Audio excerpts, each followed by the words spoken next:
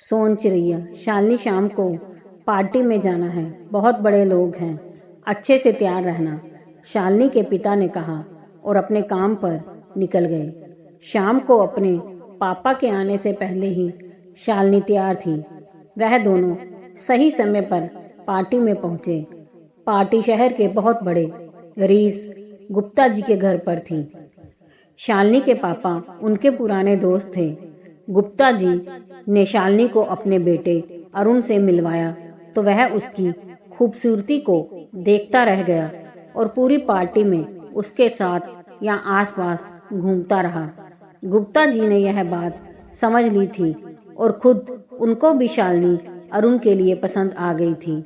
उनको लगता था कि शालिनी ही एक लड़की है जो समझदारी से उनका घर संभाल सकती है। आखिरकार दोनों दोस्तों के विचार विमर्श से शादी तय कर दी जाती है और शालिनी गुप्ता परिवार की बहू बनकर उनके घर में आ जाती है। शालिनी को हर जगह लेकर जाता और बड़े जोश के साथ अपनी खूबसूरत बीवी को सबसे मिलवाता था। शुरू में यह सब शालिनी को बहुत अच्छा लगता था। उसे लगता कि अरुण उसके साथ बहुत खुश है और उसे बहुत प्यार करता है, लेकिन धीरे धीरे यही बर्ताव घुटन बनने लगा था। अरुण शालिनी की मर्जी की फिक्र करे बिना हर जगह लेकर जाता, यहाँ तक कि वो चाहे बीमार हो या अरुण के पिता की तबीयत खराब हो, उसे कोई मतलब नहीं था। वह शालिनी को शो पीस की तरह इस्तेमाल करता। बड़े कॉन्ट्रैक्ट लेने हों या कोई दूसरी डील, शालिनी उसके लिए एक ट्रम्प कार्ड की तरह थी। अरुण को कोई मतलब नहीं था कि कौन शालिनी के साथ कैसा मजाक कर रहा है या नाच रहा है। घुटन तो थी ही, पर साथ ही साथ शालिनी को डर भी था कि अरुण अपने मतलब के लिए किसी भी हद तक उसका इस्तेमाल कर सकता है। बस एक सुकून था कि कहीं ना कहीं पिता का डर था या कोई मतलब के अरुण अपनी हदों में रहता था। उसका वह घिनौना चेहरा सिवाय उसके और उसके ससुर के अगर किसी को समझ आता था तो वह था उनका वफादार मैनेजर। वह शालिनी और गुप्ता जी की बहुत इज्जत करता था। अपने पिता के देहांत के बाद शालिनी को अब उन दोनों का ही सहारा था। शालिनी और अरुण की शादी को 6 साल हो गए थे। शालिनी का हमेशा से एक अपने परिवार का सपना था। अरुण लेकिन पति नहीं, सिर्फ बिजनेसमैन था। शालिनी जब भी बच्चों की बात करती तो अरुण उसे गंवार और बहुत कुछ कहकर बेइज्जती करता। वह परेशान रहती थी और भगवान से रोज अपने बच्चों के लिए वरदान मांगती।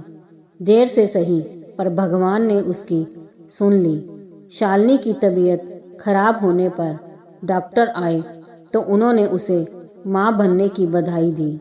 शालिनी और पिताजी बहुत खुश थे, पर अरुण ने उससे बहुत झगड़ा करा था। उस दिन एक दिन अरुण ने अति ही कर दी।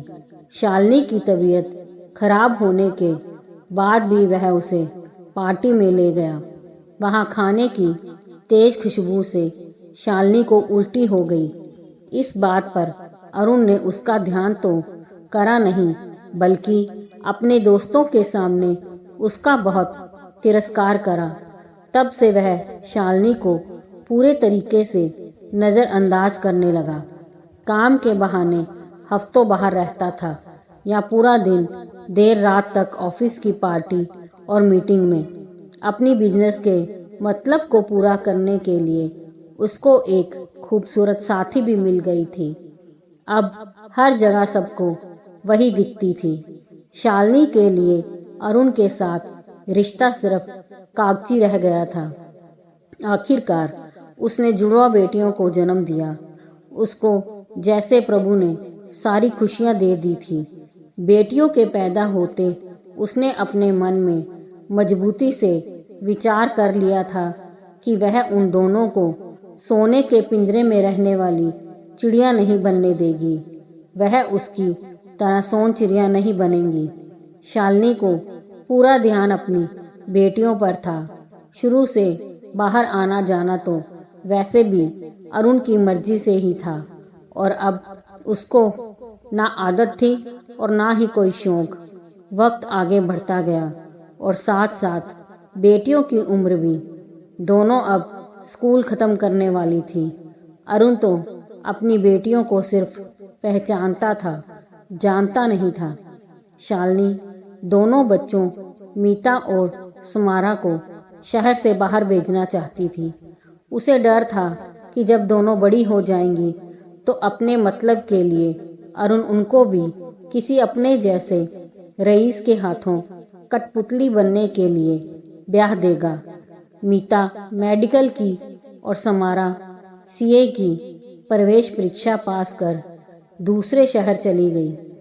कुछ वक्त बाद समारा सीए बनने के बाद नौकरी करने के लिए विदेश चली गई और उधर मीता की मेडिकल की पढ़ाई आगे बढ़ रही थी। अरुण अपने आप में इतना मसरूफ रहता कि उसे बस इतना पता था कि दोनों बाहर पढ़ रही हैं। क्या और कैसे उसे कोई मतलब नहीं। मीता के डॉक्टर बनने के बाद शालिनी ने अपने ससुर की मदद से दोनों बेटियों की शादी उनकी पसंद से तय कर दी।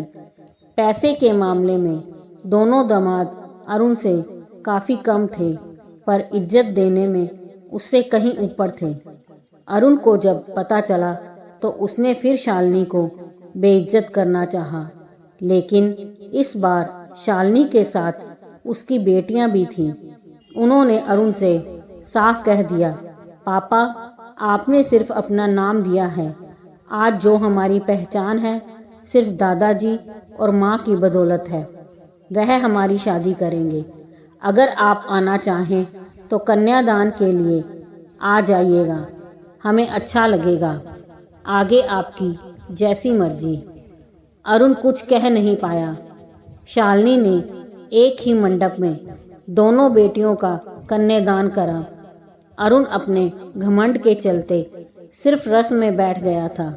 दोनों बेटियों को खुशी से विदा कर शालिनी ने सिर्फ अपने मायके से मिला सामान और एक जोड़ा कपड़ा सूटकेस में रखा।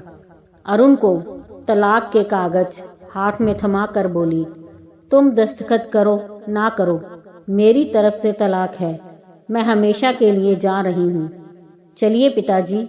अपने ससुर का सामान भी लिया और दोनों नए घर के लिए चल दिए, जो उसकी बेटियों ने अपने घरों के पास ही ले लिया था। उनके साथ घर के दो खास नौकर शंभू और उसकी पत्नी कमला ने भी नौकरी छोड़ दी। वह भी उनके साथ उनके नए घर में गए। नए घर में अपनी बेटियों के साथ कदम रखते हुए शालिनी का मन बहुत खुश था। एक कमजोर शालिनी जो खुद सोन चिड़िया थी, आज बेटियों की माँ बनकर उसने उन्हें सोन चिड़िया नहीं बनने दिया। दोस्तों, अगर कहानी पसंद आई हो तो लाइक, सब्सक्राइब, शेयर जरूर कीजिए।